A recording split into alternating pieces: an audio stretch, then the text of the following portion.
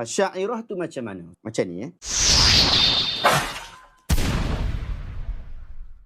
Asy'ariyah adalah salah satu daripada 3 kumpulan ahlu sunnah yang terbesar. Ahlu sunnah ni daripada ahlu sunnah yang terbesar. Ahlu sunnah ni apa? Pegangan Islam. Yang Islam tu ahlu sunnah. Islam itu ahlu sunnah wal jamaah, iaitu yang berpegang kepada Quran, berpegang kepada sunnah, mengikuti apa yang dibawa oleh Nabi Muhammad sallallahu alaihi wasallam. Maksudnya Islam yang sebenar. Ada tak orang di Islam tapi tidak sebenar? Ada tak? Ada. Yang ni kelompok yang dinamakan sebagai Islam yang sesat. Siapakah Islam yang sesat? Yang terkeluar daripada Ahlussunnah. Apa yang dimaksudkan terkeluar daripada Ahlussunnah? Keluar daripada berpegang teguh kepada Quran, berpegang teguh kepada sunnah dan ulama-ulama Ahlussunnah wal Jamaah. Para sahabat, sebab kita sebut Ahlussunnah wal Jamaah tu. Ahlussunnah tu adalah Ahlus Sunnah yang mengikuti Nabi SAW, ajaran dia, risalah yang dibawa oleh Nabi SAW, dan juga Al-Jamaah. Jamaah ni apa? Jama'atus Sahabah. Kita ikut sahabat-sahabat Nabi. Kita dapat riwayat daripada sahabat Nabi, kita sangat hormati mereka. Tapi ada kelompok yang tidak seperti itu. Mereka tidak berpegang bahawa sandaran asalnya adalah Quran dan Sunnah. Walaupun mereka dakwa diri mereka Islam, tetapi mereka boleh jadikan mimpi-mimpi guru mereka sebagai satu sandaran dalam agama. Bahkan dakwaan guru mereka adalah satu pegangan akidah. Ini ajaran sesat. Dalam Malaysia ni ada tak? Ada. Banyak ajaran sesat.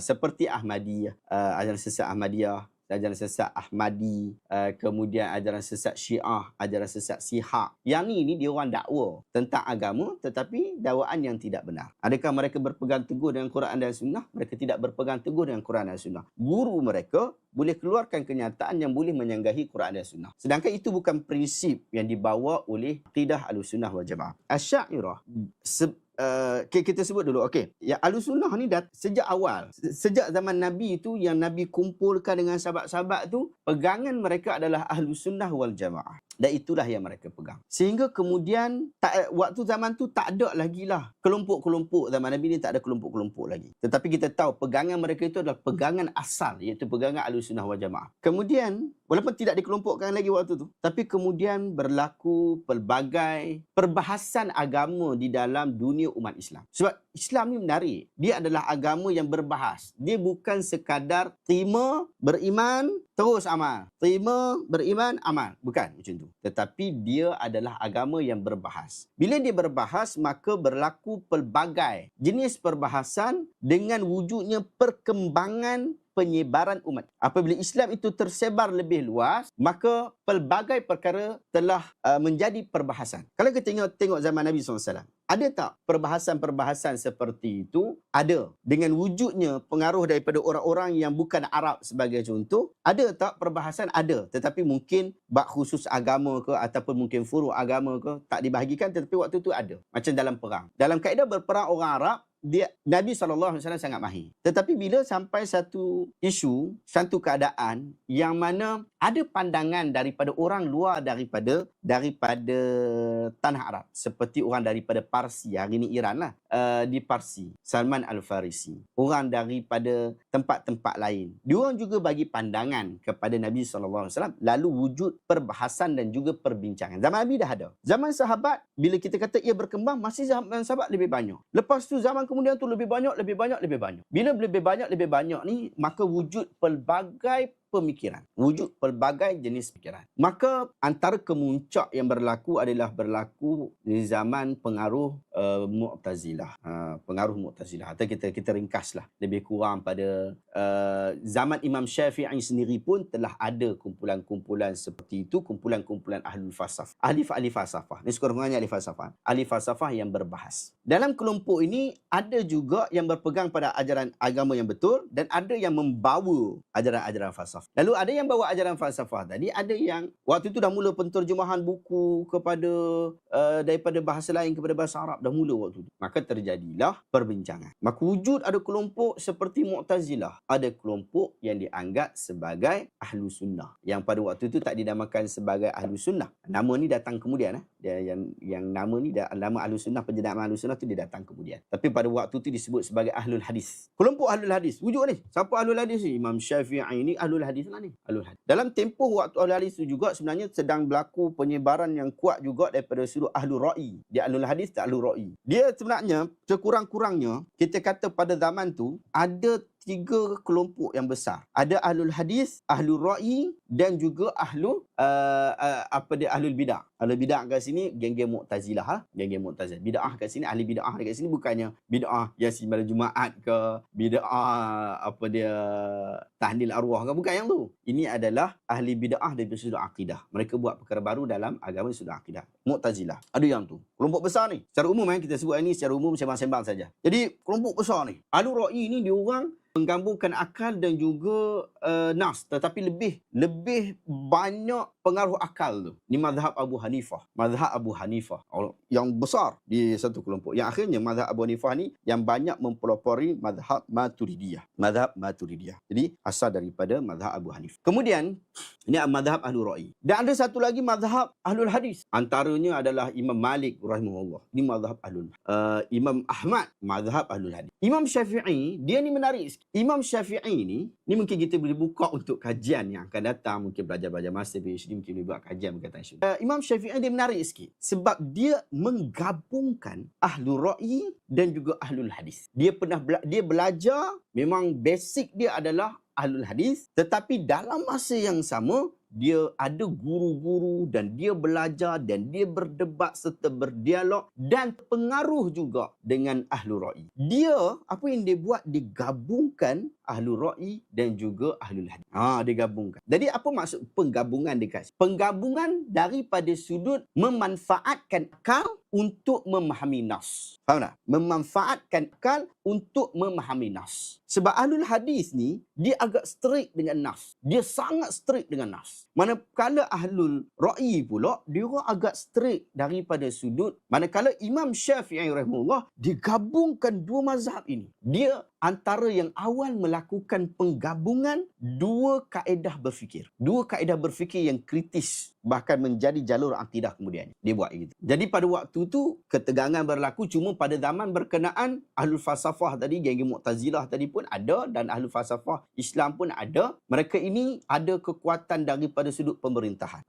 Ada Mu'tasim dan semua kan, ada pemerintah khalifah backup dia orang. Jadi walaupun begitu, Ahlus Sunnah tetap lebih ramai daripada Ahlul Bid'ah. Cuma Ahlul Bid'ah ni berada dalam kerajaan, di backup oleh kerajaan. Kemudian, tapi waktu tu bila dengar kenyataan Imam Syafi'i contoh. Imam Syafi'i ni memang kutuk habislah ilmu kalam ni. Ilmu kalam yang dimaksudkan tu adalah ilmu perbahasan akidah berdasarkan kepada teori-teori yang berasal daripada ahli falsafah lah. Kita bincang secara umum lah. Kita tak pergi kepada takrif yang lebih detail dan sebagainya. Kita pergi ke umum, sembang-sembang kedai kopi. Jadi begitu keadaan dia. Waktu tu memang Imam Syafi'i memang bantai habis. Dan kita kena tahu zaman Imam Syafi'i, Imam Abu Hasan Asy'ari masih belum lahir lagi. Kalau lahir pun baru 5-6 tahun bawah, kecil lagi. Tapi tak wujud lagi lah mazhab Asy'ariyah. Tak wujud lagi. Maturidi ada tak dalam cerita kita ni? Maturidi wujud dah sebenarnya. Sebab kita dah sebut, maksudnya daripada sudut asas-asas tu wujud dah sebenarnya. Sebab kita sebut Ahlul Ra'i tadi. Maturidi ni dia terbit daripada Ahlul Ra'i tadi. Kemudian, bila Imam Abu Hasan Asy'ari lahir, dia ni dibesarkan dari sudut fiqh mazhab Syafi'i. Tapi daripada sudut mazhab akidah dia memang dibesarkan dengan mazhab Mu'tazilah, ahli bid'ah. Dia berada dalam kategori itu sampai dikatakan bahawa dia menjadi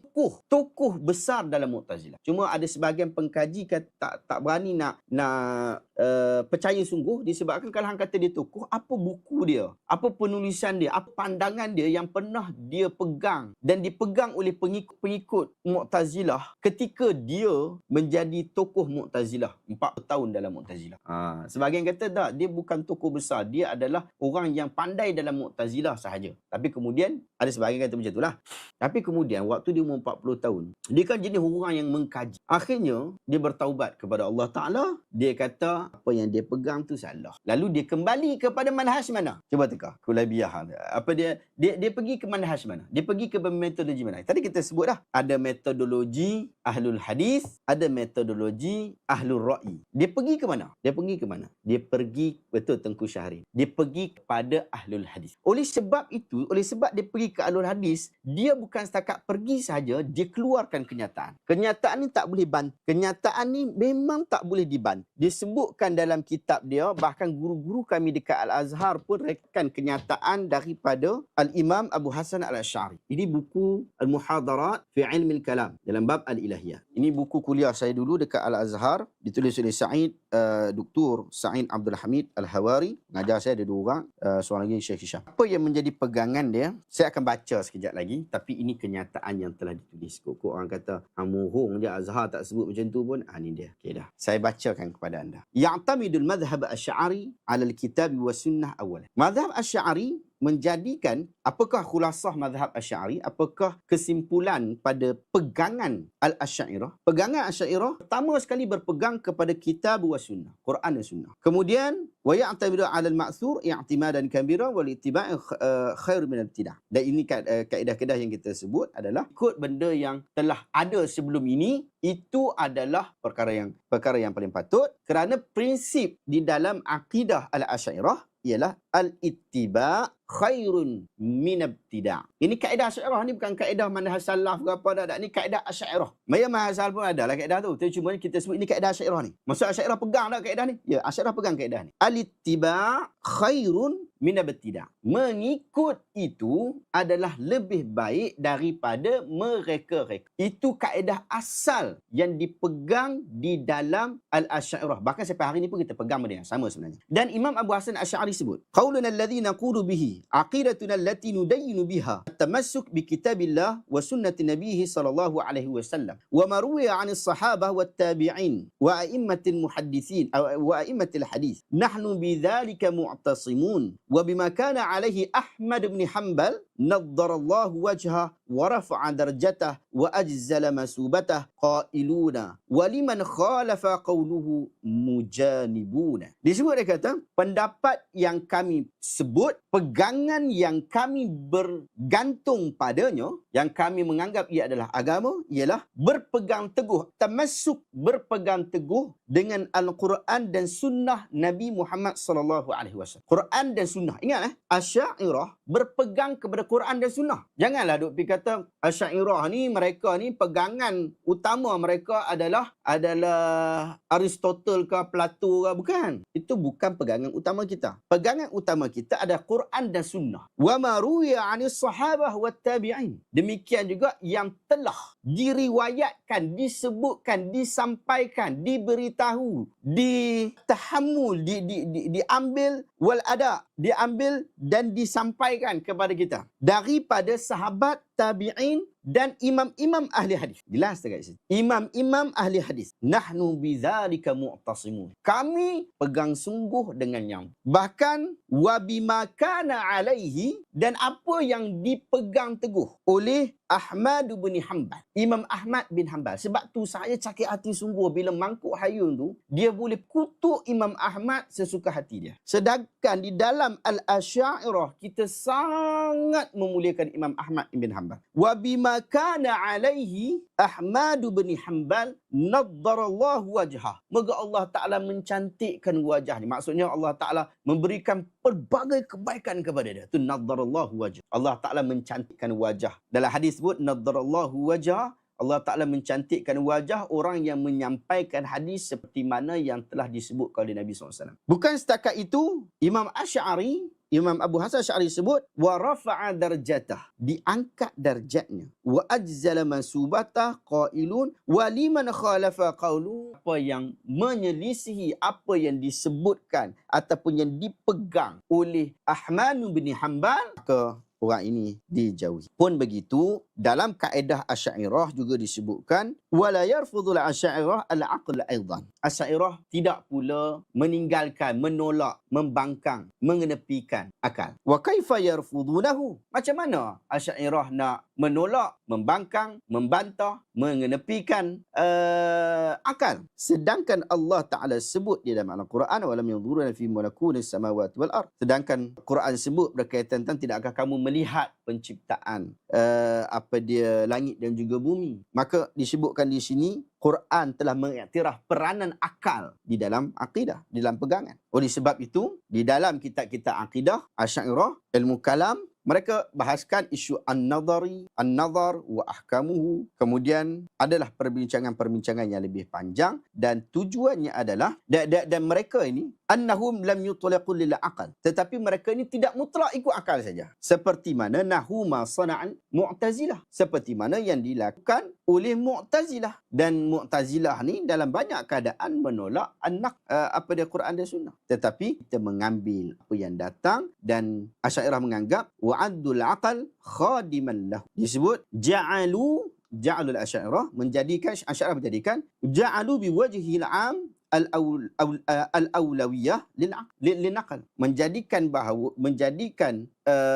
akal ini adalah yang menjadi aulawiyah, menjadi perkara yang sangat dipentingkan di dalam memahami nakal. Sebab itu dia syarah seterusnya wa'addul aqal khadiman lahu. Akal ini disediakan untuk berkhidmat kepada Al-Quran dan Sunnah tadi. Memahami Quran dan Sunnah, memahami nakal itu. Oleh sebab itu dalam masyarakat kita kata wahuma ma'an. Quran dan Sunnah serta juga akal ini dua-duanya bersama. Muta'awinan, saling membantu di antara satu sama lain. Dia seumpama an-naqlu bisyamsi mudhi'ah wal aqlu bil basr salim.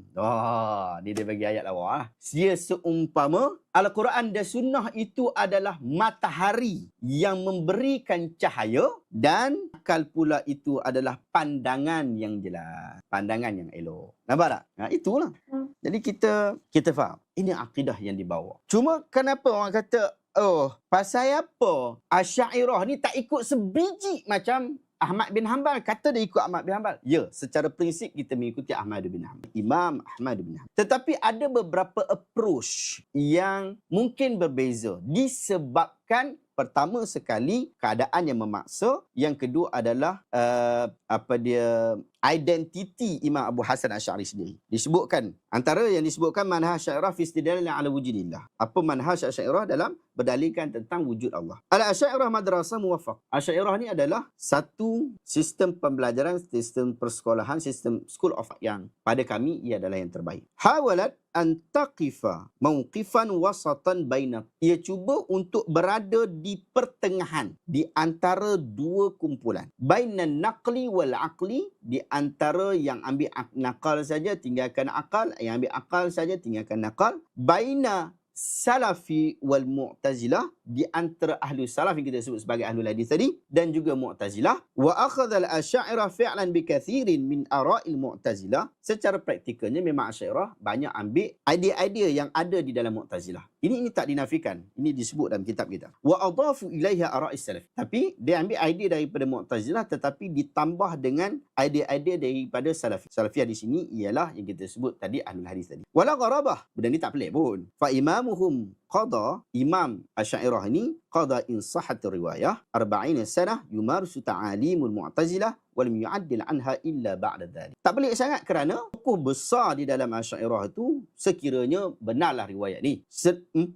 tahun dia berada di dalam sekolah pemikiran, sekolah pembelajaran, sekolah pendidikan Mu'tazilah. Dan dia tidak keluar daripada sekolah berkenaan melainkan setelah umur 40 tahun. Jadi 40 tahun dia mengaji kat sana, pasti dia akan memanfaatkan apa yang ada di situ yang dianggap sebagai memberikan manfaat kepada agama. Itulah antara punca approach yang mungkin berbeza. Yang kita tahu bahawa sejak zaman berzaman, walaupun dah kita kata bahawa ada pengiktirafan Abu Hasan Asy'ari terhadap Imam Ahmad bin Hanbal, tetapi tidaklah full approach itu diambil diambil daripada Imam Ahmad bin Hanbal. Approach bukan prinsip-prinsip kita sama.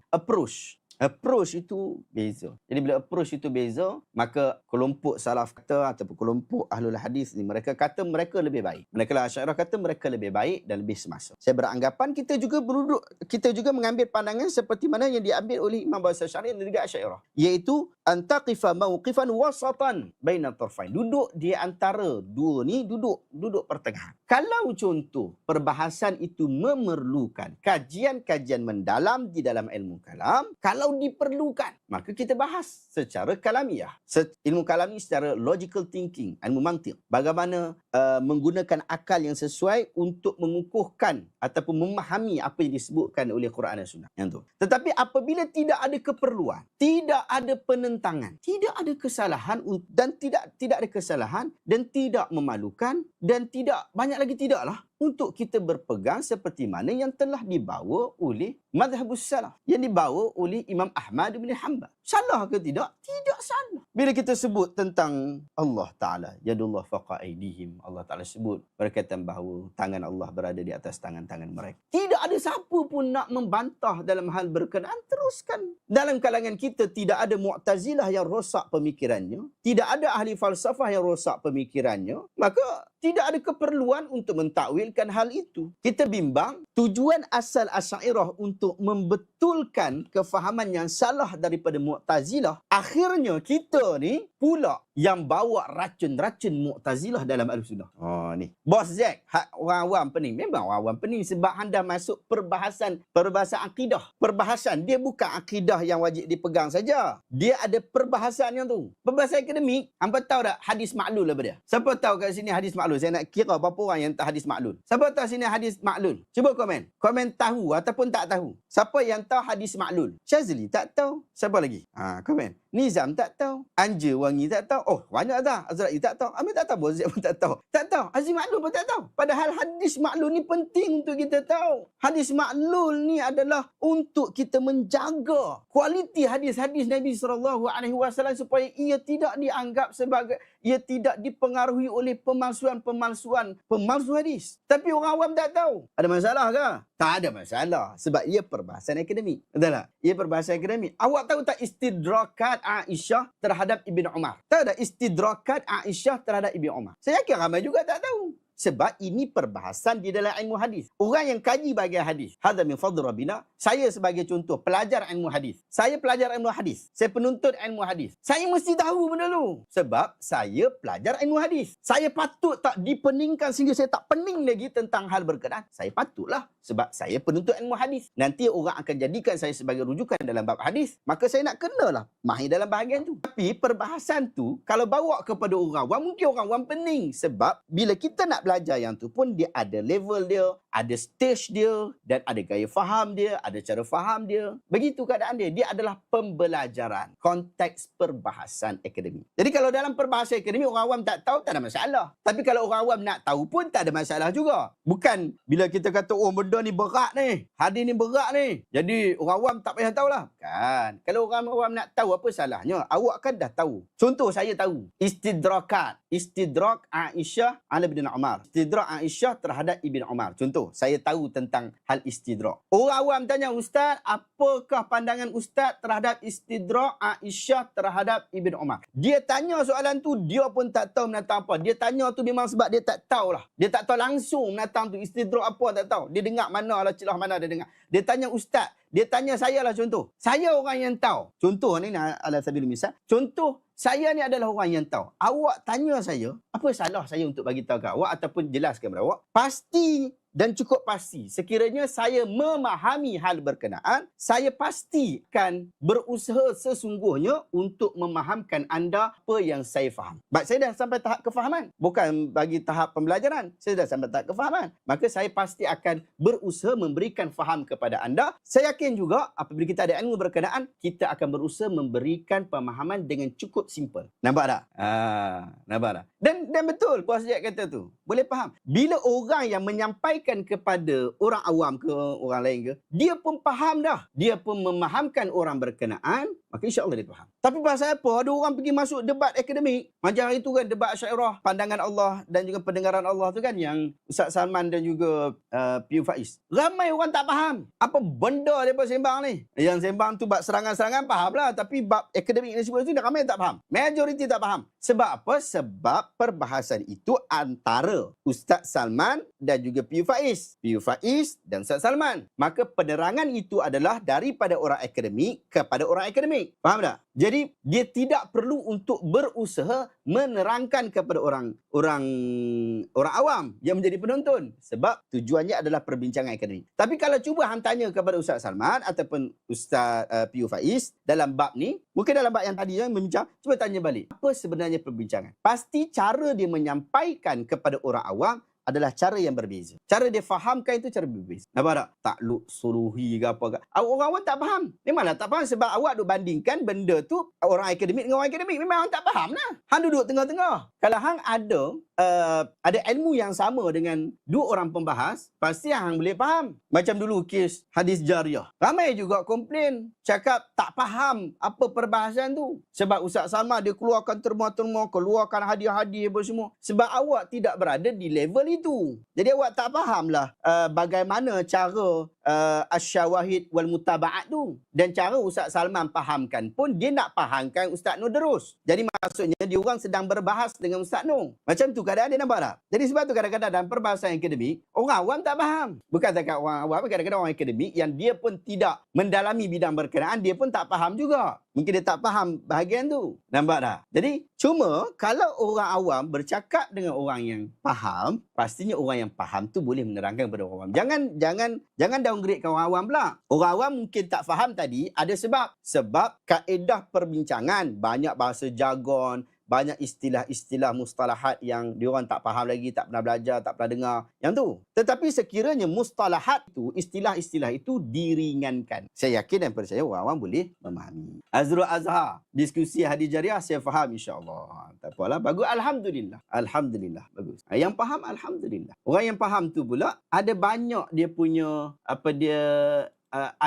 banyak dia punya level. Ada yang level faham ni jenis sikit-sikit saja. Ada yang level faham ni banyak juga. Macam-macam. Ustaz, kenapa acara sekarang macam lain dari yang Ustaz sebut? Tak lain lah. Apa yang saya belajar macam tu lah. Tak tahulah. Saya rasa dia orang belajar benda yang sama. Cuma itulah kadang-kadang approach juga. Bila kita bincang pasal Asyairah, kita bincang tentang approach. Approach mana yang diambil. Kita bincang tentang approach. Kalau kita sebut tentang approach di Malaysia, dalam konteks Malaysia, juga kita bincang pasal approach dalam konteks Malaysia. Apakah approach yang sesuai untuk kita hadapi orang awam? Saya kira approach yang tadi, approach yang pertengahan. Tidaklah sampai tahap kita kata apa yang Quran datangkan tu beriman sajalah. Ataupun kita sekadar kata bahawa kita tak rujuk kepada Quran dan Sunnah, terus pakai akal dulu. Pada saya benda ni tak logik. Terus masuk logik tak logik pada pemikiran awak sahaja. Lebih baik kita pun approach yang sama, iaitu pertengahan. Ada keperluan untuk kita mengembangkan perbahasan, kita kembangkan. Ibn Arif Umur Rabi'ah cakap, Ustaz cakap, membawa racun-racun Mu'tazilah ke dalam Ahlussunnah wal Jamaah. Yang ni saya bimbang. Ibn Arif, saya cuba untuk jelaskan di sini. Saya tahu mungkin ada sebahagian orang mungkin akan trigger dengan kenyataan saya tadi. Maksud saya apa dia? Dulu, kenapa kita takwilkan ayat-ayat sifat? Sebab ada keperluan. Apabila tidak ada keperluan, maka perlu tak takwil? Perlu ada. Sebab tiada keperluan. Beriman, imrar, bimaja. Datangkan, baca ayat tu macam tu saja. Ini pegangan siapa ni? Salaf saja ke? Asy'ariyah tak pegang macam tu? Kata Asy'ariyah pegang benda yang sama. Jadi pegangan itu. Jadi kita isi tu saja. Bila tak ada keperluan. Sekarang ni tiba-tiba Asy'ariyah Mu'tazilah dia tak ada. Tiba-tiba ada orang yang membawa pemikiran Mu'tazilah, jadikan dia sebagai hantu, seolah-olah dia ada. Padahal dia tak ada pun. Jadi mengapa nak dibawa lagi perbahasan itu kepada orang awam? Mungkin perbahasan akademik memang tak matilah. Tapi perbahasan kepada orang awam. Kenapa? Orang awam tak ada masalah tu. Bila tak ada masalah tu, tak payah bincang lah patutnya. Tiba-tiba orang awam tak ada masalah tu, kita pergi bincang. Itu yang saya sebut, ia membawa racun Mu'tazilah. Nampak tak? Asy'ariyah menolak bid'ah. Kita tolaklah. Apa sebab pula Asy'ariyah tak menolak bid'ah? Akidah kita yang kita sebut tadi, yang saya sebut tadi. Al-ittiba', ini prinsip Asy'ariyah. Ini prinsip Asy'ariyah ni. Ini prinsip prinsip Asy'ariyah. Al-ittiba' khairun min ibtida'. Ikut lebih baik daripada mereka. Dan i'timad dengan maksur, i'timadan kabiran. Pegang sungguh dengan apa yang datang daripada Quran dan Sunnah, dengan apa dia pegangan yang cukup. Jadi Asy'ariyah menolak perkara-perkara bid'ah. Tolak bid'ah. Bid'ah dari sudut agama, daripada sudut akidah, daripada sudut fiqh, dan daripada sudut-sudut yang seumpama dengannya dikaitkan dengan agama.